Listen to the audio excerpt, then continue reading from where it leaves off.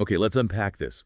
We're diving into a realm of ecology today that gets, well, incredibly complex. It really does. Yet it's absolutely vital for understanding planetary resilience. We're talking about how these vast, interconnected natural systems maintain stability when they're faced with just relentless environmental change. Right. And not just stability in one place. Exactly. We're zooming out from the individual pond or lake and looking at the entire network. Our source material for this deep dive is a fantastic, really rigorous paper. It was published in Ecology Letters by He and a team of colleagues. Mm. The title is Biotic Variability and Synchrony Across Hierarchical Levels in Freshwater Networks. And this isn't just theory. This team took a massive amount of data to understand how life finds a way to, balance the ecological books across multiple types of aquatic habitat. That's right. And the core mission here, it's really about tackling a fundamental ecological dilemma, which is, well, stability is obviously critical for any system. But in ecology, we often measure its inverse, which is temporal variability. How much things swing up and down over time. Exactly. How much the biomass or population size fluctuates. And a huge driver of that variability is synchrony. When everything fluctuates in unison. Yes. If all your species or all your different little communities are peaking and crashing at the exact same time, you get incredibly high variability, which means very low stability. For decades, this kind of research has been a bit limited. It often just focuses on a single field plot or maybe one simplified aquatic system. A single lake, for example. A single lake, right. Yeah. But the real world is so much messier. It's streams flowing into lakes, and those lakes are connected to ponds. It's a whole network. It is, and what he and his team did was explicitly look at what they call these high-level meta-communities. They recognize that for conservation to actually work, especially with climate change, we have to understand how the stability of the entire basin holds up, not just one little spot in it. This sounds like a system of, well, nested relationships. To really get the findings, I think we first have to understand the conceptual framework they built. Can you walk us through those 4 distinct levels of biological organization they use? Absolutely. Think of it like a set of ecological Russian nesting dolls. That's kind of how they framed it. Okay. So at the smallest scale, level 1, you just have your individual species. Simple enough. Level 2 is the local community. So that's the collection of all the different species living in one specific spot, say a patch of the stream bed. Or a certain depth in the lake. Exactly. Then if you connect all those local communities within a single body of water, so all the various spots across one big lake, you get to level 3, the low-level meta-community. So the low-level meta-community is defined by being, well, spatially connected, but in a pretty similar environment, generally speaking. Precisely. It's confined to one ecosystem type. And then level 4, the largest and most complex, is the high-level meta-community. And this is the whole network. This is the whole thing. The collection of local communities connected across all the different ecosystem types. So the pond communities, the stream communities, and the lake communities all linked up within this one watershed. The real genius here seems to be in the idea of variability partitioning. Can you explain that again? Because it's not as simple as just more stuff means more stability. No, it's not just more stuff, it's how that stuff behaves together. So variability partitioning shows that the overall variability of a large system, that level 4 meta-community, is basically a mathematical product.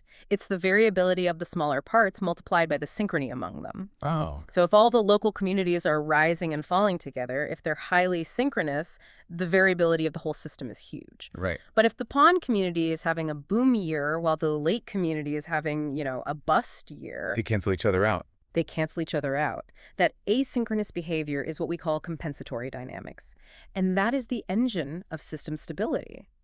The system can handle turbulence if its parts aren't all reacting in the exact same way. That makes perfect sense. The system needs built-in shock absorbers. Now, here's where it gets really interesting. He and the team didn't just model this, they went out and applied it to the real world. In the Daxi watershed, part of the Yangtze River Delta. And they chose phytoplankton, those tiny, essential primary producers, as their model organism.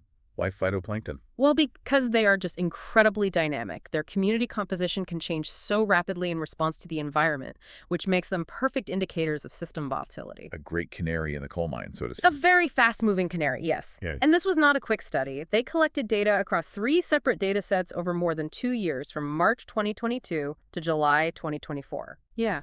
Systematically sampling the entire freshwater network. The small upstream ponds, the intermediate streams, and the large downstream lake. They really captured the full complexity of the basin in space and time. I have to pause there. Yeah. Collecting 2.5 years of detailed phytoplankton data across 3 fundamentally different interconnected aquatic systems. That is a massive logistical challenge. Oh, it's immense. So did they find what you might expect? Did the variability in the system decrease just because they were adding more habitat types together? That's what the classic insurance effect theory predicts, right? Exactly. That was their first hypothesis, H1A, and they confirmed it. They found that temporal variability did generally decrease as you went up the hierarchical levels. So from species to the full meta-community. Right. Moving from individual species up to that high-level meta-community, the entire basin definitely stabilized the system. The aggregation provides that ecological insurance. That was expected, but it was really essential to confirm it empirically at this scale. But the real insight, maybe the surprise, came when they looked at where that stability was actually coming from. So let's get into hypothesis H1b, which focused on synchrony. Where was the asynchrony most powerful? This is the crucial finding, the one that previous smaller-scale studies just couldn't see. When they analyzed the pooled high-level meta-community, the whole Dixie watershed combined, they found that synchrony was lowest at the community level. Wait, let me get this straight. If synchrony is lowest at the community level, that means the fluctuations between, say, a local pond community and a local stream community are more independent, more out of sync Right. than the fluctuations between 2 different species within that pond. Is that right? Precisely. In the high-level meta-community, the greatest stabilizing force was that spatial asynchrony between local communities scattered across different habitats. So the stream community doing its own thing, independent of the lake community. Yes, that was the engine that was reducing variability across the entire basin. That's a fundamentally different insight, because the classic picture from smaller single habitat studies is that the stability comes from species-level asynchrony, where species A compensates for species B locally. Right. And when they analyzed just a single low-level meta-community, say, only the lake by itself, they did find that classic result. Species-level synchrony was lowest. Ah, okay. But imagine if they had stopped there, like so many past studies have. They would have just declared species diversity and compensation are the key to stability. End of story. But they didn't stop. No. And by studying the high-level meta-community, they revealed this missed signal. At the basin scale, the differences between communities are more important for overall stability than the differences within them. This just fundamentally changes how we have to approach large-scale conservation. So once we understand that scale dependency, the next question is how these patterns change geographically, moving from the hierarchy to the physical continuum itself, the path from pond to stream to lake. That was hypothesis H2, and here they found another clear, repeatable pattern. Temporal variability and synchrony were consistently lowest in the streams, that intermediate section. And highest at both ends. Right, highest in the ponds upstream and the lake downstream. So why is the stream, which often seems like the most turbulent, chaotic environment, actually the most stable ecologically? That finding that streams were the sweet spot for stability forced them to investigate the drivers, which gets us to hypothesis H3. They had to look at how environmental fluctuations, dispersal, and species diversity all combine to create this surprising, humped pattern. It's so counterintuitive. Okay, let's break down the mechanisms. They used a concept called the spatio-temporal community-environment relationship, or SEER. Can you simplify what that means before we dive into the 3 habitats? Sure. Think of SER as a measure of environmental control. If the SER is strong, it means the community composition is highly predictable based on local environmental conditions. The species are basically tracking the environment perfectly. And if it's weak? If the SER is weak, it means the community is kind of decoupled or unpredictable. Maybe the environment's fluctuating too fast to track, or maybe the right species just can't get there. Okay, that clarifies it. So let's start with the lake, the downstream anchor. Why is it so highly variable? So the lake is characterized by high connectivity. Everything can mix easily. And crucially, the environment itself is pretty uniform. Low variation in both space and time. So it's a stable environment. A relatively stable environment, which means the species within the communities all respond synchronously to the few shifts that do happen. Because everything is moving in lockstep, the SCER is strong. And when the environment does shift, the entire biomass just swings widely. High variability. They're all marching to the same slow, steady drum. Okay, now contrast that with the ponds upstream. Yeah. They also showed high variability, but for a totally different reason. Completely different reason. The ponds are isolated, low connectivity, low dispersal. Dispersal limitation is the main force here. So species are trapped. Essentially, yes. Even if there are big environmental differences between Pond A and Pond B, the community in Pond A is pretty much stuck there. They found that because species can't easily reach new, suitable habitats, the overall population response was just, well, null synchrony, and the SCER was weak. The community wasn't dictated by the environment. It was dictated by who managed to get there and stay there. So the lake is synchronous chaos, and the ponds are isolated, random chaos. But the streams are the stable sweet spot. What is going on in that intermediate zone? The streams are where stability reigns. They have intermediate dispersal enough connectivity to maintain very high local species diversity, which is the highest they found. Right. But critically, they experience high spatiotemporal and environmental fluctuations, rapid changes over time, and those changes are weakly correlated in space. The stream environment is turbulent, it's heterogeneous, and it's constantly changing. So that chaos is actually a good thing. It's the key. This constant shifting environment forces species to respond asynchronously to local fluctuations.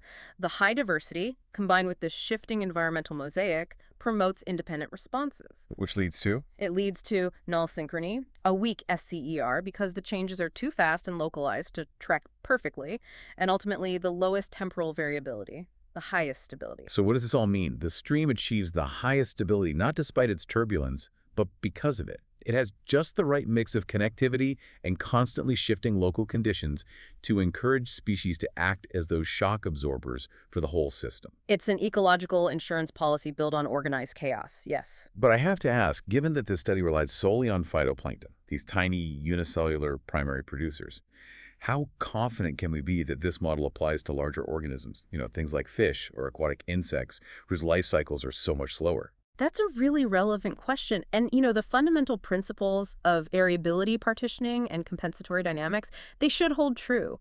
But the scale at which they manifest might change dramatically for larger organisms. The timing would be different. Exactly. For fish, the lake's high connectivity might still lead to synchrony, but the streams could be even more important as heterogeneous refuges. So we'd expect the framework to apply, but the precise drivers might shift. And that's exactly where future research needs to go to test the generality of this model. Still, the implications for conservation right now seem pretty profound. They are immediate and profound.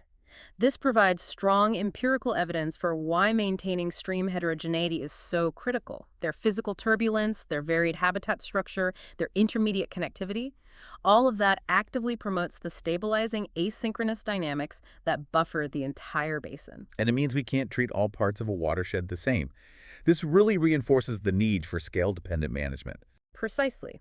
If your goal is maintaining basin-scale stability, the health of the whole river system, your priority has to be maintaining the compensatory dynamics across those different ecosystems.